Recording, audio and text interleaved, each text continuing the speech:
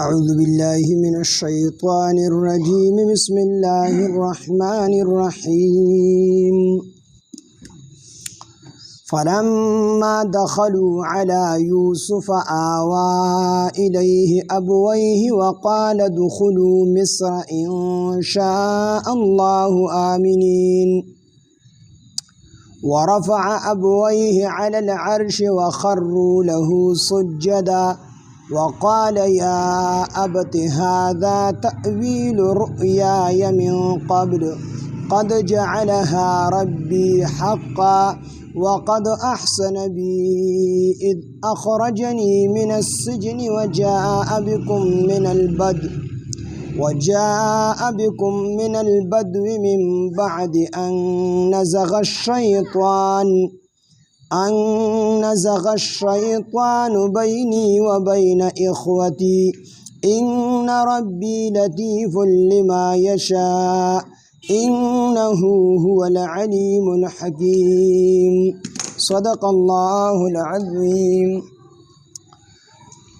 رب اشرح لي صدري ويسر لي أمري واحلل عقدة من لساني يفقهوا قولي رب زدني علما سبحانك لا علم لنا إلا ما علمتنا إنك أنت العليم الحكيم سورة يوسف دیار لسم سپارہ آیات نمبر 99 فلما دخلوا على يوسف آوى إليه أبويه یوسف علیہ السلام رونا دا مصر نرال الکنعان تا او یوسف علیہ السلام ورل خپل کمیس ورکو چې دا کمیس په د باباجي په سترګو باندې مخ باندې ورواچوي سترګې به بینا شي یوسف علیہ السلام رونا د مصر نه کنعان درالل کمیس د ځان سره راوړو او هغه د باباجي په سترګو باندې ورواچو سترګې بینا شولې او باباجي ته وی چې یوسف علیہ السلام مونږ غوښتي چې ټول به الته کې مصر ته راځي د یوسف علیہ السلام پلار حضرت یعقوب علیہ السلام او یول الزامن دا د کنعان روان شو مصر ته او چې کله مصر ته ور ورسېدل نو په لار کې ورته حضرت یوسف علیہ السلام ولاړو او خیمه الته کې د مخکې نه لګېدلې وه الته کې د خپل مور پلار او د خپل ورونو درون استقبال او بیا د خپل مور او پلار ځان سره په شاهي تخت باندې کېنول د عزت ورکولو دپاره او چې دی یوسف علیہ السلام ولیدو نو دا یولس رونه او مور او پلار دا ټول ورته په سجده باندې پرېوتل مخکنو امتونو کې سجده تعظیمي دا جایز وه د عزت دپاره به سجده کوله د عبادت دپاره به سجده په یو امت کې جایز نه وه البته د عزت دپاره د تعظیم دپاره د یو سړي د اوچتې مرتبې دپاره په نورو امتونو کې سجده کول دا جایز وو زمونږ په شریعت محمدي صلی الله علیه وسلم کې دواړه قسمه سجدې ناجایز دي او حرام دي د تعظیم دپاره سجده نشته دی زمونږ په شریعت کې دا حرامه ده او د عبادت دپاره په ټولو امتونو کې حرامه نبی علیہ السلام وفرمایل یو پیره وفرمایل کوچري د الله نه علاوه بل چاته د سجدې اجازت وي سجده چاته جایز وي نو ما به د ښځو ته ویلو چې د خاوندانو ته سجده کوئ نو زمونږ په شریعت کې تعظیمي سجده دا چې کوم دی حرامه ده او د عبادت والا سجده دا حرامه ده نو یوسف علیہ السلام ته چې کوم ورونو او مور او پلار کومه سجده کړې وه دا تعظیمي سجده وه نو دا سجده ورته هلته کې وکړله نو چې کله سجده وکړله یوسف علیہ السلام ورته وویل چې باباجي دا زما هغه خوب الله تعالی رښتیا ما چې کوم خوب په وړوکوالي باندې لیدلي چې یولس ستوري یو نور او یو سپوږمۍ دا و ما ته سجده کوي زه په خوب کې اینمه او تاسو را تعبیر ایستلی و او دا خو راته ویلي و چې رونو ته به دا خوب نه وایې نو دا هغه خوب الله تعالی زما رښتیا کو ما له مرتبه راکړله او یولس ستوري دا زما دا رونه دي دې راته هم سجده وکړله او مور او پلار نور او سپوږمۍ راته سجده وکړله اوس مور خو د یوسف علیہ السلام په وړوکوالي کې وفات شوې وه نو دی میرنه مور وه بعضې مفسرینو لیکلي دي چې دی میرنه مور وه خو یوسف علیه السلام د میرنۍ مور ته هم د خپل مور په شان د عزت ورکړو، په تخت باندې شاهي تخت باندې ځان سره کېنول. د دې نه معلومیږي خو د یو سړي خپله سکه مور وي او که میره مور وي د دې دواړو عزت دا په ده باندې لازم دی احترام او ادب په ده باندې لازم دی څنګه چې د خپلې مور لازم دی دقه شان د میرې مور لازم دی او بعضې مفسرین وایي چې دلته کې مجازن ماسی ته چې کوم دی د مور نوم استعمال شوی دی دا د مور نه وه ماسی وه نو که ماسی وه نو مور وه ځکه چې میره مور یې خو وه که نه د پلار بیبي وه او که خپله مور یې وه نو مور وه نو په دواړو صورتونو کې دا مور وه مور او پلار دواړه یې ځان سره په تخت باندې کېنول او عزت یې ورته ورکړو او بیا دا رونه رالل دې رونو ورته چې کوم دي سجده وکړله بیا یوسف علیه السلام دوی ته چې کوم دی په ده باندې الله تعالی کوم انعامات کړي وو هغه یې ورته شروع کړو چې په ما باندې الله تعالی دا انعام کړی دی دا انعام یې را باندې کړی دی چې زه د جیل نه چې کوم دی را وویستلم او د مصر وزیر خزانه یا بادشاه یې جوړ کړم نو د الله تعالی نعمتونه ورته ور یاد کړل نو دلته کې خدا ووایي چې زه الله تعالی د جیل نه راوباسلم الله تعالی زه د جیل نه راوباسلم او د مصر بادشاه یې جوړ کړم خدای ونه وی چې الله تعالی زه د کوی نه راوباسلم او بیا چې کوم دی د مصر بادشاه جوړ کړم دې ځکه د کوی دا ذکر یې ځکه ونه کړو چې رونه یې خو معاف کړي نو په دې کې دا رونه ملامته کېدل نو د دې وجې نه د کوی ذکر یې ونه کړو بعضې خلک داسې چې هغه وایي زه پاکې خبرې کوم نو د انسان دا مخ نه دی مخ دا ډېر زیات ګران دی بعضې کس یو سړي کې مخامخ خبرې ومنډي سپکې سپورې ورته ووایي او زما له صفا دی زه خو مخامخ خبرې کوم چاله یارېږم نه دا خبره غلطه ده د انسان دا مخ نه دی دا ډېر ګران دی که ته به چېرته مخامخ ستغې سپورې نه حالانکه یوسف علیه السلام پلار یعقوب علیه السلام ته پته وه چې دی ورته وي د موږ د یوسف علیه السلام د ځان سره بوځو یعقوب علیه السلام وي شرمخ به درنه وخوري داسې ورته ونه وي چې دا شرمخان خو تاسو یې کنه یوسف علیه السلام یعقوب علیه السلام یې پلارو او دا نورې بچي وو خو د هغې خیال یې وساتو د عزت خیال یې ورله وساتو ډارې کې ورته دا ونه وي چې زه سپینیت یې سړی یم هسې مې چې بډېغه مې بخولي تاسو شرمخان یې تاسو چې کوم دی هلاکوئ داسې خبره یې ورته ونه کړله ورته وي شرمخ به درنه وخوري او دلته کې یوسف علیه السلام د عزت دومره خیال وساتو چې دا خبره پټه کړله دا نعمت هم د الله ونستایو چې الله تعالی زه د کوی نه چې کوم دی راوچت کړم او د مصر بادشاه جوړ کړم ولې په دې کوی کې د دې رونو تذلیلو دا رونه یې ملامته کېدل د دې وجې نه یوسف علیه السلام د کوی ذکر ونه او الله تعالی زه د جیل نه چې کوم دی راوکاږلم او بیا الله تعالی زه د مصر بادشاه جوړ کړم بیا یې وفرمایل چې الله دغه تاسو چې کوم دی د صحرا نه راوستلی ښار ته د کنعان نه راوستلی مصر ښار ته یې راوستلی دا انعام در باندې الله تعالی وکړو او د دې نه وروستو چې کوم دی شیطان دا زما او زما د وروڼو په منځ کې فساد واچو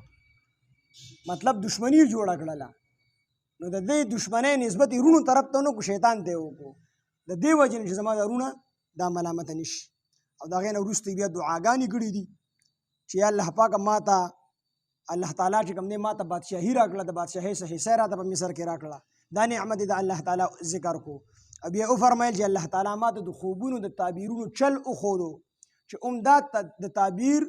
د خوب دا تعبیر دا د یوسف علیه السلام دپاره د جیل نه د ایستو سبب جوړ شو بیا وفرمیل چې یا الله پاکه ما ته کوم مرګ راکړی نو ما ته په داسې حالت کې مرګ راکړي چې زه ستا فرمانبردار یم زه مسلمان یم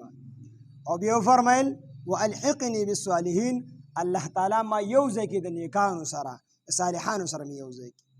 ټولې خبرې د یوسف علیه السلام وکړې او دې آیتونو کې بیانېږي فلما دخلوا پس هر کله چې دوی داخل شو علی یوسف فیوسف علیه السلام باندې آوا الیه ابویه یوسف علیه السلام ځای ورکو د ځان سره خپل مور او پلار ته ابویه مور او پلار ته ویلی شي تسنیه ده مور او پلار ابویه خپل مور او پلار ته وقال او فرمایل یوسف علیه السلام ادخلوا تاسو داخل شئ مصر ښار ته ان شاء الله کچری وغواړي الله تعالی آمینین امن په امن سره مصر ښار ته په امر سره داخل شئ کچری الله تعالی وغواړي ورفع ابويه او اوچت کړل خپل مور او پلار د ځان سره علی العرش په تخت باندې ورفع او اوچت کړل یعنی کینول ابويه خپل مور پلار د ځان سره علی العرش په تخت باندې وخروا او دی ټول پریوتل له یوسف علیه السلام ته سجدن په سجده باندې وخروا او دی ټول یولس رونه او یو مور او یو پلار وخروا د دیارلس واره پریوتل له یوسف علیه السلام ته سجدن سجده کوونکي په سجده باندې ورته پریوتل وقال یوسف علیه السلام او فرمایل یا ابت اے بابا جانا هذا تأویل رؤیایا دا تعبیر زما د خوب دی من قبل مخکې د دې نه چې ما لیدلی وو یا ابتی اے بابا جانا هذا تأویل عمدا تعبیر رؤیایا زما د خوب دی من قبل مخکې د دې نه چې ما لیدلی وو قد جعلها په تحقیق سره وګرځو الله تعالی دا خوب ربي وقد جعلها په تحقیق سره وګرځو دا خوب ربي رب زما حقا رښتونی زما دا خوب الله تعالی رښتیا کو چې ما ته انور او سپوږمۍ او یولس ستورو راته سجده وکړه وقد احسن بي وقد احسن او هغې الله تعالی احسان کو بي په ما باندې اذ په هغه وخت کې اخرجني چې زه راوویستلمه من السجن د جیل نه وجاء بكم او راوستلی تاسو من البدو د صحرا نه من بعد رستو د دې نه ان نزغ الشیطانو چې فساد واچو شیطان د شیطان د فساد اچولو نه رستوی دا دوره انعامات په موږ باندې وکړل من بعد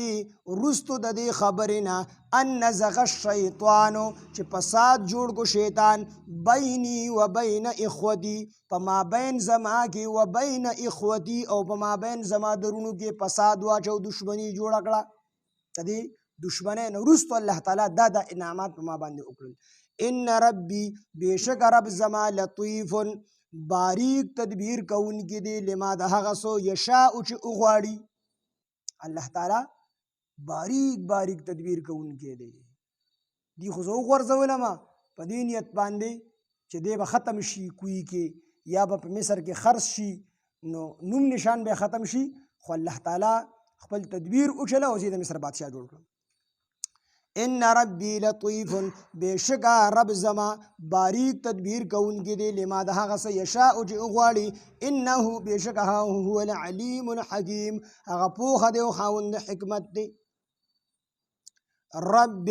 اے رب زما قد آتیتنی په تحقیق سره راکړی دی تا ماته من الملک څه حصه د بادشاهۍ لویه حصه د بادشاهۍ دا من دا بګې د تبعیض دپاره دی ځکه چې یوسف علیه السلام ته په دغه ټیم کې ټوله بادشاهي نه وه میلاو شوې بلکې د بادشاهۍ لویه حصه ورته میلاو شوې وه خو نور بادشاه د مصر چې کوم دی په دغه ټیم کې بل کس و یوسف علیه السلام بادشاه نه دی وزیر خزانه و خو اختیارات ورله بادشاه ډیر زیات ورکړي وو نو د بادشاهۍ ډیره حصه ورته میلاو وه په دغه ټیم کې ځکه من الملک دا من د تبعیض دپاره دی د حصې دپاره پکې راغلی دی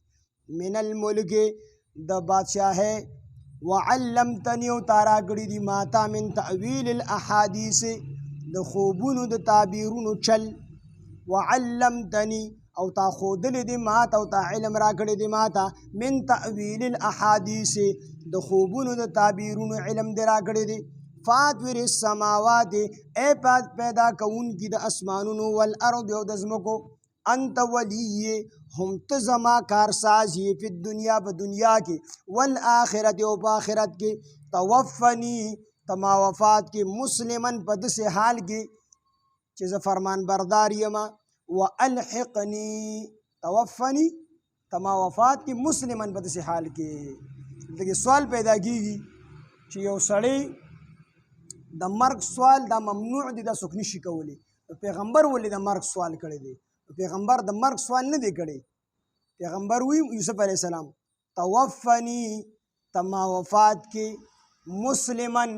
په داسې حال کې چې زه مسلمان یم مطلب دا نه چې ما اوس وفات کې او چې کله زما ټیم پوره شي نو الله تعالی په داسې حال کې راله مرګ راکړي چې زه مسلمان یم زه فرمان بردار یم ستا توفنی تما وفات کې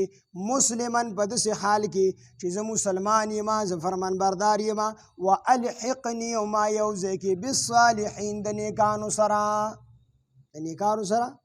یوځای کېدل دا لوی نعمت دی صحبت د اولیاو دا لوی نعمت ځکه الله تعالی فرمایي تاسو ډومبې زما په نیکو بندګانو کې داخل شئ وروستو بیا جنت ته داخل شئ ذلک من انباء الغیب دا خبرونه دي د غیب نوحیه الیک چې مونږ وحی کو هغه الیک تا ته ای پاکه حبیبه نبی علیه الصلاۃ والسلام دا غونډه کیسه بیان کړه نو اوس ورته فرمایي چې دا د غیب خبرونه دي خو مونږ یې تا ته د وحی په ذریعه باندې ښیو انباء الغیب او علم الغیب دغه فرق دی انباء الغیب کې واسطه وي د وحی په ذریعه باندې او علم الغیب چې دی نو دا بغیر د واسطې نو علم غیب صرف الله ته حاصل دی او انباء الغیب دا خو د غیب خبرونه دي او واسطه به جبرئیل علیه السلام دی جبرئیل السلام براغه په پیغمبر باندې به وحی وکړه نو ذالک من انباء الغیب دا خبرونه دي د غیب نوحیه الیک چې مونږ وحی کو هغه تا ته وما كنت لديهم او نیتو لديهم وما كنت او نیتو لديهم اذ باغ ټیم کې اجمعو چې دوی اتفاق کو امرهم د خپل کار وهم یمکرون او دوی بد تدبیر کولو نو دلته کې غونډه کیسه چې تیره شوله نو نبی علیه السلام د الله تعالی فرمایي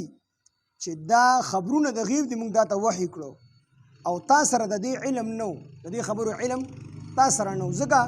چې نبی علیه السلام په یو سکول یو مکتب یو مدرسه کې سبق نه دی ویلی نه د چا عالم خواته تللی دی په څلوېښتو کالو کې د عالم خواته نه دی تللی د اهل کتابو خواته نه دی تللی نو دا واقعه چې کومه وه نو دا د نبی علیه السلام د نبوت غټ دلیل و خلکو دپاره ځکه چې په دغه ټیم کې یهودیان هم دغلته نه بلکې یهودیانو دا چل خولی و مشرکین مکه و ته چې نبی علیه السلام په څه طریقه باندې راګیر کړي خو دا په حقه باندې پیغمبري نو دوی به تاسو ته د دې واقعه به درته بیان کړي ځکه دا واقعه بل چاته په مکه مکرمه کې دا واقعه مشهوره نه وه او دغلته اهل کتاب هم نو چې نبی علیه السلام د اهل کتابو نه د یهودو نصاراو نه تپوس کړی وي چې د یوسف علیه السلام څه کیسه ده دا کیسه مشهوره نه وه د یهودیانو چل وښودو مشرکین مکه ته چې تاسو به د نبی علیه السلام نه دا تپوس وکړئ چې دا بني اسرائیل چې وو نو دوی د شام نه مصر ته ولې تلي وو نو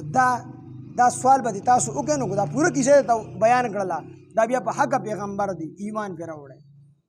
او که دا واقعه درته بیان د یوسف علیه السلام نه کړله دا بیا په حقه پیغمبرو نه دی دا چل یهودیانو مشرکین مکه ته وښودو مشرکین مکه راغلل رسول الله صلی الله علیه وسلم نه تپوس وکړو چې د الله پیغمبره موږ ته دا ووایه که ته چېرې په حقه پیغمبر یې چې بني اسرائیل دا د شام نه مصر ته ولې تلي وو نو د دا کیسه الله تعالی نازله کړله او دا غونډه کیسه چې کوم دی په یو ځای قرآن کې صرف سوره یوسف دی یوسف علیه السلام کیسه ده چې دا غونډه الله تعالی په یو ځای باندې نازله کړې ده دا غونډه کیسه نبی علیه السلام ته الله تعالی د وحی په ذریعه باندې وښودله دلته نبی علیه السلام ته الله فرمایي دا تا ته موږ د غیبو په ذریعه باندې د وحی په ذریعه باندې د غیبو خبرونه وښودل تا ته د مخکې نه د دې خبرو معلومات نه وو وما كنت لديهم او نوې ته خبره د دوی د دینه اذ په هغه ټیم کې اجمعو چې دوی اتفاق وکړو چا اتفاق وکړو د مشرکین مکه او یهودیانو اتفاق وکړو امرهم په خپل کار باندې وهم یمکرون او دوی بد تدبیر کولو دی نبی علیہ السلام راګیرو د ایمان راوړلو دپاره دا سوال نه وکړي وما اکثر الناس او ندی وما اکثر الناس او ندی اکثر د خلقونه ولو حرستا اگر کو تی غواړي بمؤمنین ایمان راوړونکي نبی علیہ السلام ته الله تعالی فرمایي چې اکثر د خلکو نه داسې چې ایمان راوړونکي نه دي ان څومره مشرکین مکه چې دغلته دي یا د یهودیان دي نو دوی دا سوال ستانه صرف او صرف ستا د راګیرولو دپاره کړی دی ستا د معلومولو دپاره یې کړی دی، د خپل د زړه تصدیق کولو دپاره یې نه دی کړی. نو نبی علیه السلام د الله تعالی نبی علیه السلام خو په تمه و چې زه دې ته دا واقعه بیان کړم، د یهودیان به هم ایمان راوړي او د مشرکین مکه به هم ایمان راوړي، ځکه دا زما د نبوت واضحه دلیل دی، نو دوی به ایمان راوړي. نو هغې ته خو پته وه، خو ضدیان او ضدي سړي ته الله تعالی ایمان نه نصیب کوي. نو نبی علیه السلام د دې باره کې ډېر زیات غمجن و. نو دې آیات کې نبی علیه السلام د تسلي ده چې ته مه خفه کېږه. وما اکثر الناس او نه دي اکثر د خلکو نه، ولو حرسته اگر کو ته غواړې، اگر کو ته حریص بمؤمنین، خو دې ایمان راوړونکي نه دي، دې ایمان نه راوړي، دې ایمان غرض نه دی. نو وما تسألهم او ته نه غواړې د دوی نه علیه په دې تبلیغ باندې من اجر څه اجر، ان هو نه دی هغه، نه دی دا تبلیغ نه دی، الا ذکر مگر یو نصیحت دی، للعالمین د عالمونو دپاره. ستاره تبلیغ او دا واقعه دا د ټولو عالمونو دپاره نصیحت دی، خو چې څوک نصیحت قبلونکي نو دوی خو د ایمان په نیت راغلي نه دي، دوی خو صرف ستا د راګیرولو په نیت باندې راغلي دي، ضدیان دي، نو دوی ته الله تعالی ایمان نه نصیب کوي.